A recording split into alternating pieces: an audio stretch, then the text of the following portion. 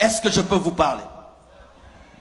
Ce n'est pas parce que nous sommes chrétiens que nous ne devons pas utiliser l'intelligence. En soi, ce qui vous arrive, voici ce qui vous arrive. Vos pères sont les Africains les plus courageux du monde. Ce sont les premiers Africains qui ont arraché d'eux-mêmes leur liberté. On ne leur a pas donné, ils ont arraché. Et l'homme dont vous parlez dans votre histoire, Toussaint Louverture, a tenu tête face à Napoléon Bonaparte, qui était un grand empereur. Il a même vaincu dans une bataille. Et c'était un mauvais signe pour le monde. Et ça allait se répercuter sur toute l'Afrique. L'homme noir allait dire qu'il peut. C'est pourquoi la communauté étrangère s'est liguée contre vous. C'est ça la vérité. Vous voyez que des démons. Ah, parce qu'on est chrétien, on ne peut pas parler comme ça, hein, que je dise démon, hein, alors que mon intelligence me dit que non, il y a un complot contre vous. Il y a un complot contre vous pour que vous ne soyez pas des modèles pour les Congolais, pour les Béninois, pour tous les autres Africains qui puissent dire nous pouvons s'y tenir tête et poursuivre notre destinée. C'est pourquoi on vous combat, on vous assiège pour vous appauvrir afin qu'on dise si tu te libères, tu seras comme eux. C'est ça la vérité. C'est ça la vérité. Vous êtes comme les Juifs qui avaient quitté l'Égypte. Et maintenant, Pharaon est en train de vous poursuivre pour vous ramener en Égypte. C'est ce qui vous arrive. On veut vous ramener économiquement et politiquement. Et maintenant, au lieu que vous puissiez vous unir, vous êtes en train de vous diviser. Et le peu que vous avez, vous êtes en train de le détruire. Lorsque j'ai suivi sur Internet, quand vous faites les marches, vous cassez les boutiques. Non! Si vous marchez, marchez seulement. Ne cassez pas, ne pillez pas. Vous êtes en train de détruire le peu que vous avez. Vous détruisez le peu que vous avez. Je ne peux pas vous dire de ne pas revendiquer. Le pasteur ne peut pas dire ça. Et je ne peux pas vous dire marcher, non. Mais ce que je peux vous dire, n'insultez pas et ne cassez pas. N'insultez pas et ne cassez pas. Mais sachez aussi, vous pouvez changer 10 000 présidents. Mais si dans la tête vous ne changez pas, vous aurez les mêmes problèmes. Vous aurez les mêmes problèmes. Changer de président, ça ne fait rien. C'est vous qui devez changer. Vous avez déjà eu combien de présidents? Combien de coups d'État? Combien? Donnez-moi la main. Je ne suis ni pour les pouvoirs, ni pour l'opposition. Même dans mon pays, je parle comme ça. Je suis au milieu du village. Je parle au peuple et je parle aux dirigeants. Et je suis au milieu.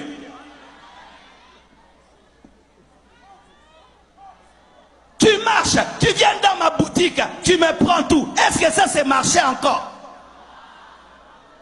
Tu marches et puis tu brûles ma voiture. Ça c'est encore marcher. Qu'est-ce que moi je t'ai fait? Qu'est-ce que ma voiture t'a fait? Qu'est-ce que ma boutique t'a fait? Ne commettez pas l'erreur que nous on a commis au Congo. Vous savez ce que nous on a fait au Congo? On a marché comme ça et puis on a pillé. On a pillé les plus grandes entreprises. On a pillé la zone industrielle.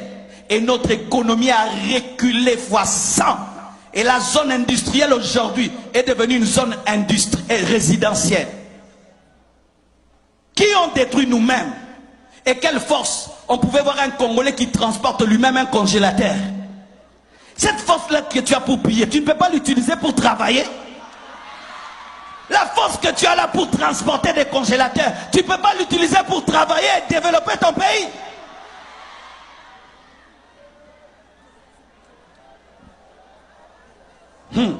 Écoutez ceci. La Bible dit, Marc 3, versets 24 à 25. Si un royaume est divisé contre lui-même, ce royaume ne peut subsister. Les métis de leur côté, les noirs de l'autre côté, les métis de l'autre côté, les noirs. Vous tous venez de l'Afrique, amen, hein? Venez de l'Afrique. Vous êtes des Africains qu'on a posés sur cette île, amen, hein? Arrêtez de vous diviser, arrêtez de vous divisez, vous avez une même vision, une même destinée. Arrêtez de vous battre dans le bateau, vous risquez de renverser le bateau et vous tous vous allez mourir. Arrêtez, mettez la paix et mettez les intérêts collectifs en avant. Cessez de mettre les intérêts personnels en avant. Un royaume qui est divisé contre lui-même ne peut subsister. Une nation divisée contre elle-même, cette maison plutôt, ne peut subsister.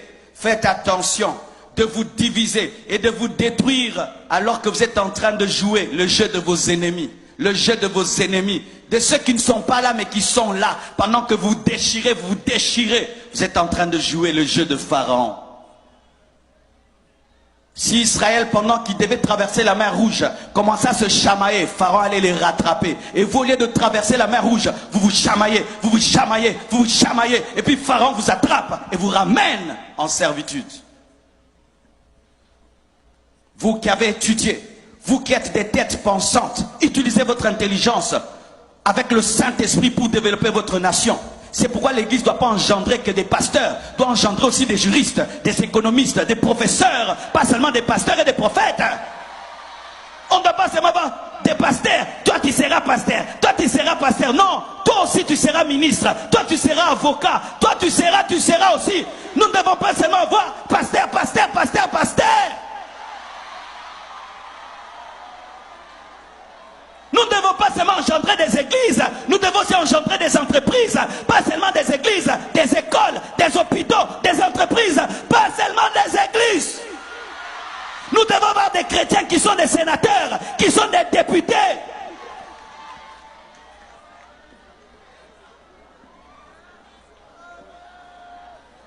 Samuel a engendré des prophètes et il a engendré des rois.